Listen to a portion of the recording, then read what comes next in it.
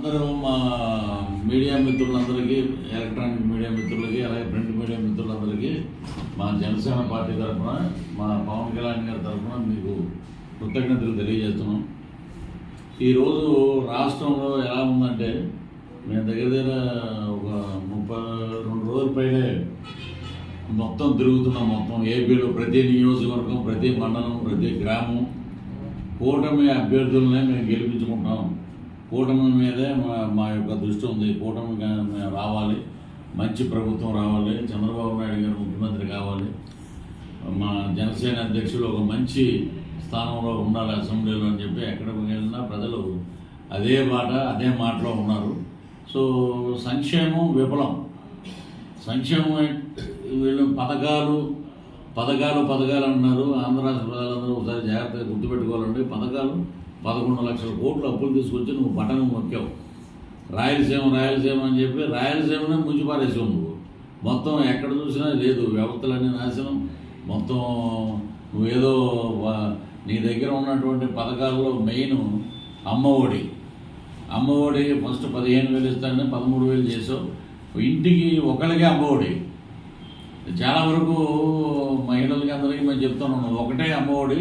ఇంకా ఇద్దరు పిల్లలు ఉన్న వాళ్ళకి ఏంటంటే 26,000 రూపాయలు మళ్ళీ మేము కష్టపడి సంపాదించి మేము ఆ ఇద్దరు పిల్లలను కూడా చదివించుకోవడం జరుగుతుంది. కాబట్టి నువ్వు ముందు ఇచ్చినట్టు ఇచ్చి వెనక నుంచి లాక్డౌన్లో వెళ్ళిపోతున్నావు. ఈరోజు వ్యవస్థలన్నీ నాశనం. ఇంకోటి ల్యాండ్ టైటిలింగ్ యాక్ట్ అని కొత్తగా జీవో తీసుకొచ్చి పెట్టావు.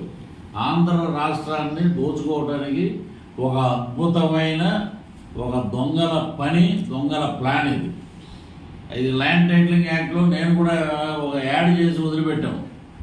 అదేంటంటే కామన్గా ఇప్పుడు మా సోదరుడు ఉన్నారు, 1 ఎకరం పొలం కొంటే 2 సంవత్సరాల లోపు దాన్ని రెన్యూవల్ చేసుకోవాలంట.